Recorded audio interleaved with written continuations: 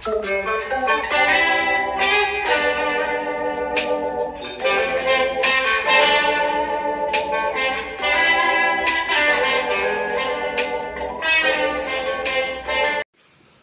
rekan-rekan, kita bersyukur hari ini kita boleh kembali berjumpa dalam acara ngopi, ngobrolin perkara iman. Dan teman-teman, hari ini kita akan kembali meresponi akan sebuah statement atau sebuah kalimat penjelasan yang disampaikan oleh Kainama berkaitan dengan Yesus Kristus dan kemudian berkaitan dengan gereja.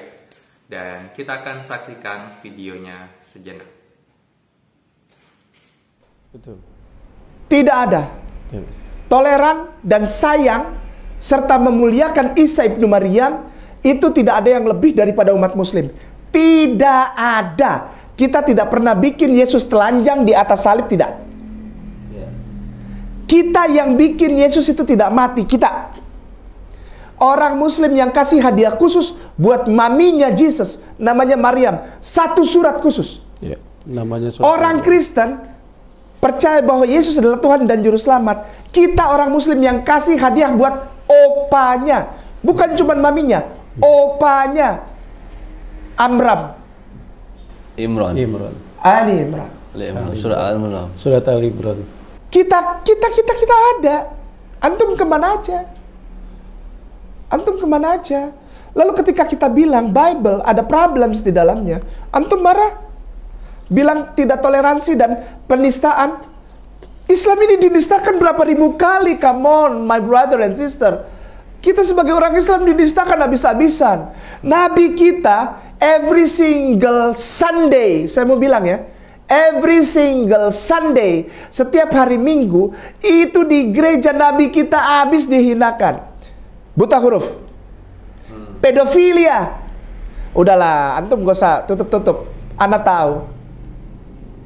Pedofilia, buta huruf, berdarah-darah perang, membunuhi orang yang tidak Islam. Antum yang sebar itu tanpa pengetahuan. Rekan-rekan, apa yang disampaikan oleh Kainama ini dua hal.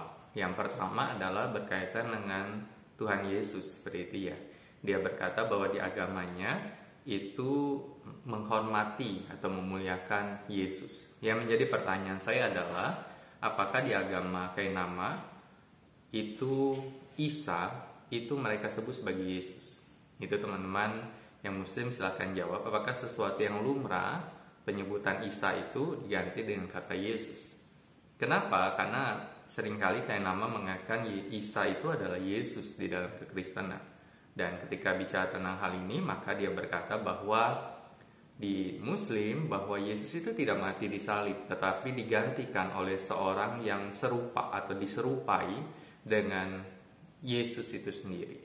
Ketika kita melihat akan hal ini, maka kita bisa berkata, saya secara pribadi berkata bahwa antara Isa dan Yesus itu berbeda. Kenapa? Contoh deh, misalkan di dalam kelahiran, di dalam agama Kainama, Isa itu lahir di bawah pohon korma. Tetapi di dalam kekristenan, dia lahir di palungan, di kandang binatang. Itu aja udah beda, seperti itu ya. Jadi kalau misalkan saya sebut sebagai saya ini lahir di rumah sakit A, tetapi kemudian ada orang lain berkata enggak, dia lahir di rumah sakit B. Berarti kan dua anak atau dua bayi saya ini lahir, ya pasti salah satu yang benar dan satunya salah. Jadi itu dua hal yang, atau dua-duanya benar tetapi dua-duanya adalah pribadi yang berbeda.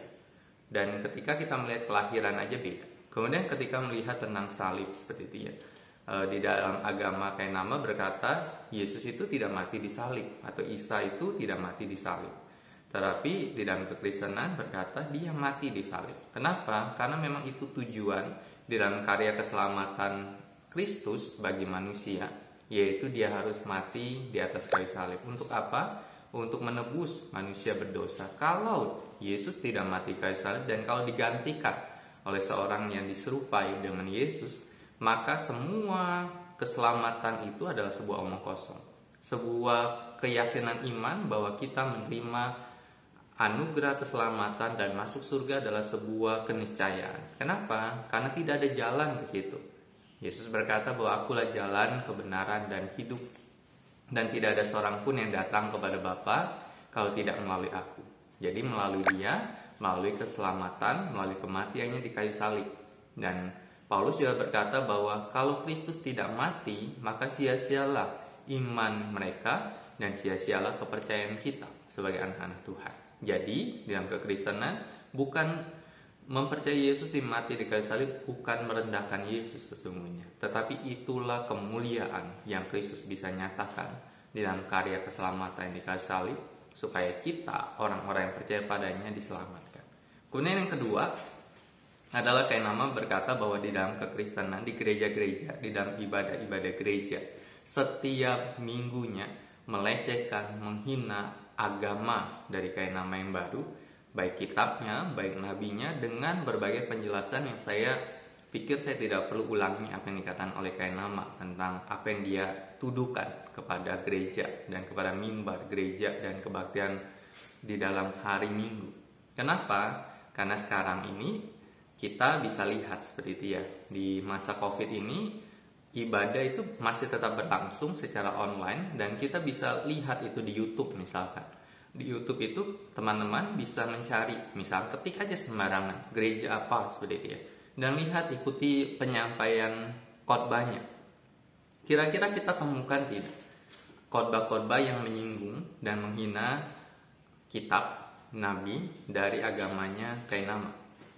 Enggak, kita tidak menemukan ini. Kenapa? Karena panggilan gereja, panggilan mimbar gereja pertama membuka Alkitab, karena itu kitab di dalam kekristenan. Kemudian menjelaskan akan isi dari Alkitab itu sendiri.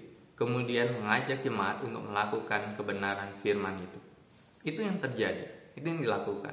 Tidak ada waktu dan tidak ada wewenang untuk gereja-gereja untuk membahas dan menjelek-jelekan kitab agama lain, termasuk kitab dan nabinya kayak nama. Itu berbeda dengan misalnya para mu'alaf-mu'alaf yang buka Alkitab, nyanyi lagu gereja di tempat agama mereka, di depan umat mereka. Dan itu juga aneh sebenarnya. Kita akan saksikan beberapa mu'alaf yang lakukan itu. Diterangkan di dalam Lukas ayat pasal 20 ayat 36. Sebab mereka tidak dapat mati lagi. Mereka sama seperti malaikat dan mereka adalah anak-anak Allah karena mereka telah dibangkitkan. Jadi rekan-rekan jelas ya bahwa apa yang dikatakan oleh nama bahwa setiap minggu gereja-gereja itu menghina kitab dan nabi agama kayak nama, dan itu semua hoax, semua itu bohong. Mungkin kayak nama dulu itu lakukan itu, tetapi gereja-gereja yang benar, gereja-gereja yang tanda kutip waras seperti itu ya, gereja-gereja yang berlandaskan pada firman Tuhan, dan kita bisa lihat itu tidak ada yang lakukan itu, sehingga apa yang dikatakan oleh nama itu hoax dan jangan dipercaya. Kalau bicara tentang jangan dipercaya, maka kita bisa lihat background kayak nama. Beberapa tahun yang lalu di 2018 sebuah gereja menyatakan sikap tentang pengakuan kayak nama bahwa dia adalah pendeta dari gereja itu, dan kita akan lihat akan slide-nya surat itu. Jadi surat ini menunjukkan bahwa gereja itu apa yang dinyatakan oleh nama adalah sebuah ketidakbenaran. Kalau orang nggak benar, itu sesuatu apakah layak untuk dipercayai. Kemudian itulah yang bisa kita luruskan. Ngopi BTP hadir untuk meluruskan apa yang dikatakan orang tentang kekristenan yang tidak benar. Dan itu salah satunya saat ini. Tuhan Yesus memberkati kita dan senantiasa berdiri pada kebenaran firman, dan senantiasa percaya bahwa Yesus Kristus mati di kayu salib untuk menebus kita dari dosa kita. Salam Ngopi BTP.